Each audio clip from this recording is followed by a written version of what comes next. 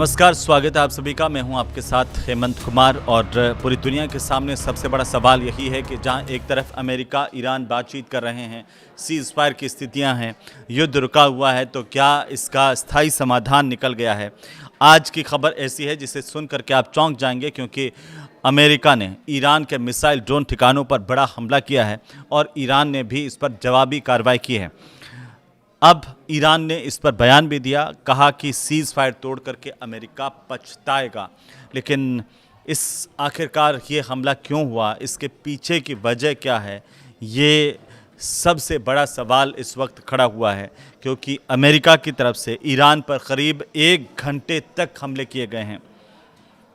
अमेरिकी सेना की तरफ से मिसाइल ड्रोन ठिकाने और तटीय रडार साइट्स को भी निशाना बनाया गया है। तो ये सवाल आपके मन में आ सकता है कि एक तरफ तो शांति की बातचीत हो रही है, 60 दिन के समझौते को लेकर के बातचीत का प्लान है, और दूसरी तरफ इस तरीके से अमेरिका ने आखिर हमला क्यों कर दिया और ईरान का इस पर क्या रिएक्शन आया है, वो इस वीडियो में हम डिस्कस करने वाले हैं।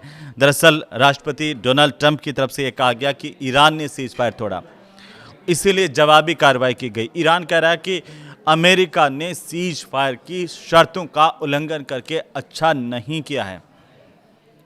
उधर खबर यह है कि अमेरिकी सेंट्रल कमांड ने कहा है कि 25 जून को ईरान ने हॉर्मुज स्ट्रेट में सिंगापुर के cargo ship MV ever lovely पर ड्रोन से हमला किया। ईरान की तरफ से ये हमला किया गया, ऐसा अमेरिका की सेंट्रल कमांड ने बताया है। दूसरी तरफ ईरान है कि ईरान की जो सरकारी न्यूज़ एजेंसी है IRNA, उसके मुताबिक जो रिवोल्यूशनरी गार्ड्स हैं, उनकी नौसेना ने ये दावा किया है कि उसने जवाब में क्षेत्र में मौजूद अमेरिकी सैन्य ठिकानों को निशाना बनाया, यानी कि पहले हमला अमेरिका ने किया। ये आरोप अमेरिका और ईरान अब दोनों एक दूसरे पर लगा रहे हैं।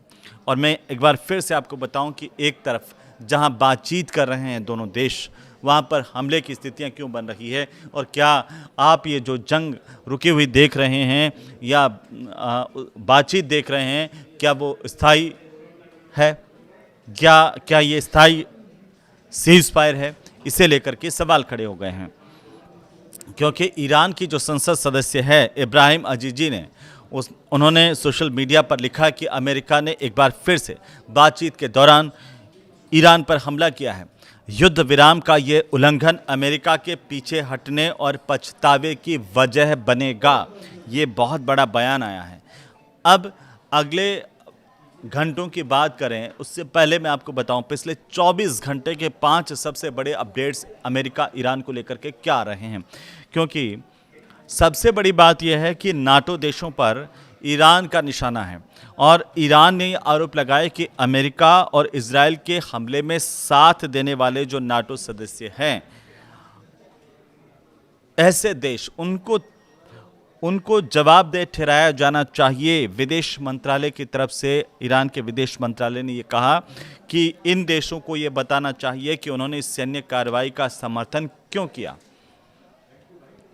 दूसरी सबसे बड़ी बात 24 घंटे में यह हुई कि हॉर्मुज पर जहाज पर हमला हुआ है हॉर्मुज में, और समुद्री सुरक्षा को लेकर के फिर से बड़े सवाल खड़े हो गए हैं। दरअसल ओमान के तट के पास में हॉर्मुज स्ट्रेट में एक मालवाहक जो जहाज है उस पर हमला हुआ है अज्ञात हथियारों से, और जहाज के ब्रिज को काफ़ी नुकसान पहुंचा, इस तरह की जानकारी सामने आ रही है। हालांकि किसी के हताहत होने की इस दौरान की खबर नहीं है, लेकिन फिर भी इस घटना के बाद संयुक्त राष्ट्र संघ ने 11,000 नाविकों को निकालने का जो अभियान है वो फिलहाल के लिए रोक दिया है। अब यहाँ पर भी बड़ा सवाल यह है कि जहाँ हॉर्मुज में शांति की बात हो रही थी, ये कहा जा रहा था कि अब सुरक्षित तरीके से वाहनों जो जहाज हैं उनकी आवाजाही इस रास्ते से होगी, लेकिन यहाँ पर ओमान के तट के पास में जिस तरीके से एक जहाज पर हमला हुआ, फिर यहाँ पर हॉर्मुज की सुरक्षा का संकट खड़ा हो गया है।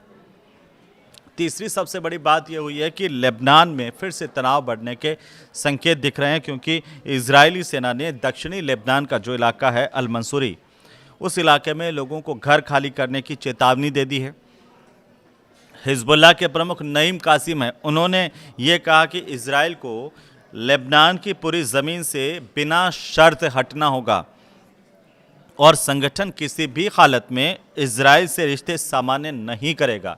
ये हिजबुल्लाह की तरफ से कहा गया है। तो ऐसे में वहाँ पर शांति कैसे स्थापित होगी? अगर लेबनान में शांति नहीं है तो क्या इसका असर पूरे मिडिल ईस्ट पर पड़ना तय है? ये बहुत बड़ा सवाल है। चौथी बड़ी बात क्या हुई है पिछले 24 घंटों में? वो यह हुई है कि ईरान और अमेरिका, ये दोनों देश हैं, इनकी समझौते की दिशा में बातचीत लगातार हो रही है और अच्छी बात यह है कि बातचीत सकारात्मक तरीके से आगे बढ़ती हुई नज़र आ रही है, क्योंकि अमेरिका और ईरान के बीच में तकनीकी स्तर की बातचीत पूरी हो गई है। दोनों देशों ने 4 संयुक्त कमेटियां आपस में बनाने और 60 दिन में एक अंतिम समझौते पर पहुंचने, अंतिम समझौता करने के लिए एक रोडमैप तैयार करने पर आपस में सहमति बनाई है। यह अच्छी बात है। रूस ने भी इसे लेकर के ये बयान दिया, कहा कि अंतिम समझौता होने पर संयुक्त राष्ट्र सुरक्षा परिषद में उसका वो समर्थन करेगा। ये रसिया की तरफ से कहा गया है। वहीं परमाणु कार्यक्रम पर क्या हुआ है और तेल बाज़ार के हाल क्या है, ये हर कोई जानना चाह रहा है। ख़ासतौर पर भारत के लोग ये अमूमन जानना चाहते हैं कि आखिर तेल बाज़ार में क्या चल रहा है, क्योंकि क्या वहाँ पर तेल बाज़ार में क्रूड ऑयल की कीमतें गिर रही हैं, स्थायी हैं या बढ़ रही है, और अगर कीमतें गिरती हैं तो भारत के तेल बाज़ार में इससे का असर क्या होगा, इस पर सबकी नज़र होती है। मैं आपको बताऊं कि IAEA की तरफ से यह कहा गया है कि उसकी टीम जल्द ही जो ईरान के परमाणु ठिकाने हैं उनका निरीक्षण करेगी। दूसरी तरफ हॉर्मुज के इलाके में तनाव के चलते कच्चे तेल की कीमतों में एक बार फिर से तेज़ी देखी जा रही है। तो आप ये मान के चलिए कि अभी स्टेबल नहीं है तेल की कीमतें, ख़ासतौर पर क्रूड ऑयल को लेकर के हम बात करें, जबकि भारत की तरफ से जो कमर्शियल LPG की सप्लाई है उस पर तमाम तरह की जो पाबंदियां युद्ध के दौरान लगाई गई थी, वो पाबंदियां हटा करके आपूर्ति पूरी तरह से सामान्य करने का फैसला किया गया है। लेकिन जो अभी अपडेट आ रही है वो मैं आपको बताऊं कि लेबनान पर इज़राइल का कब्ज़ा करने की जानकारी भी सामने आ रही है और कहां आखिरकार लेबनान और इज़राइल के बीच में ये जो प्रतिद्वंदिता चल रही है, युद्ध चल रहा है, उसमें समस्याएं आती नज़र आ रही है। तो एक बड़ा हिस्सा है जहां पर इज़राइल ने कब्ज़ा किया है और युद्ध यहां पर थमता हुआ नज़र नहीं आ रहा है। लेबनान और इज़राइल के मामले को लेकर के अभी और इंतज़ार करना होगा। लेकिन फ़िलहाल हम आपको बता दें कि हॉर्मुज पर जिस तरीके से नियंत्रण दिखाने की कोशिश में दोनों जुटे हुए हैं, अमेरिका और ईरान, और यही वजह है कि हॉर्मुज पर अब लगातार अभी भी जो सुरक्षा है जहाज़ों की, उसको लेकर के संकट के बादल मंडरा रहे हैं। मैं आपको बताऊं कि जो एक्सपर्ट हैं उनका ये मानना है कि ईरान अमेरिका दोनों ये आपस में दिखाना चाहते हैं कि हॉर्मुज स्ट्रेट पर नियंत्रण रखने और वहाँ पर गतिविधियों को प्रभावित करने की जो क्षमता है वो उनके हाथ में है। अमेरिका भी यही दिखाना चाहता है पूरी दुनिया को, ईरान भी यही दिखाना चाहते हैं, और हर कोई ये जताने की कोशिश में है कि हॉर्मुज के दादा हम हैं और यहाँ से जो गुजरेगा वो हमसे परमिशन लेके गुजरेगा। ये अमेरिका भी कह रहा है, ईरान भी कह रहा है। और इसी वजह से ये जो हालिया तनाव है, जहाँ पर हॉर्मुज में भी जहाज पर हमले होने की खबरें आ रही है, वो इसी वजह से आ रही है, ये एक्सपर्ट्स का मानना है।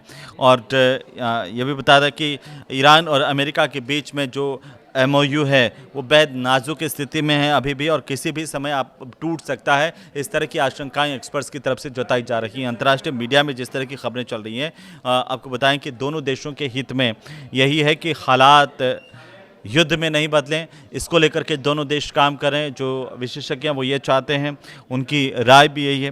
हालांकि बातचीत के साथ साथ अगले 60 दिनों पर सबकी नज़र है कि इस तरह के तनावपूर्ण घटनाक्रम बार बार देखने को मिल सकते हैं बातचीत के दौरान, लेकिन बातचीत नहीं रुके, बातचीत टूटे नहीं, ये बहुत महत्वपूर्ण बात होगी। अगर ऐसा नहीं हुआ तो हो सकता है कि अंतिम स्तर तक बातचीत पहुंचे और मिडिल ईस्ट में शांति पूरी तरह से बहाल हो जाए। लेकिन अभी जो जानकारी आज आई उसके मुताबिक लेबनान और इजराइल के समझौते के विरोध में बेरूत में भी रैली हुई है।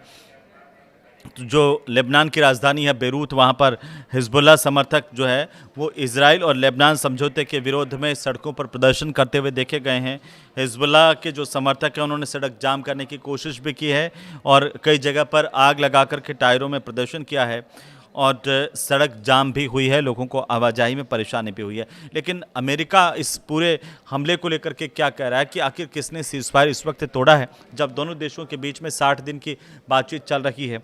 तो ईरान के विदेश मंत्रालय का एक बयान आया है अभी अभी, वो मैं आपको बताता चलूँ कि ईरानी सेना ने अमेरिका से जुड़े जो ठिकाने हैं उन पर हमला किया है।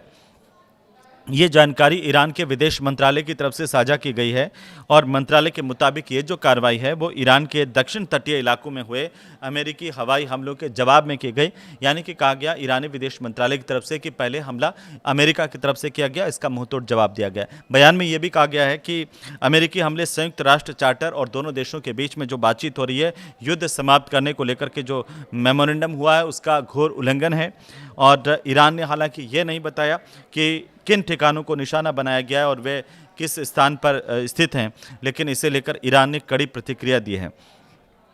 और साथ ही साथ मैं आपको बताऊं कि लेबनान इज़राइल जो सीमा है उसके पास इजरायली बमबारी भी आज देखने को मिली है, क्योंकि लेबनान की जो नेशनल न्यूज़ एजेंसी है उसकी खबरें इस तरह से आई है कि इजराइल की जो सेना है उसने रात के वक्त में लेबनान इजरायली सीमा के पास में बमबारी की है। और ये जो इलाका है सीमा से करीब 1.5 किलोमीटर दूर बताया जा रहा है। अभी ईरानी मीडिया ये दावा कर रहा है कि जो अमेरिका की तरफ से हमले किए हैं उनमें किसी तरह का हालांकि कोई नुकसान नहीं हुआ है, लेकिन इसमें युद्ध की आशंकाएं लगातार फिर से गहराती नज़र आ रही है। आपको क्या लगता है कि क्या ये युद्ध कभी रुक पाएगा, और आखिर क्यों बार बार जब एक तरफ शांति समझौता हो रहा है, बातचीत हो रही है, ऐसे वक्त में अमेरिका या ईरान क्यों ये आपस में हमला करने का जोखिम उठा रहे हैं?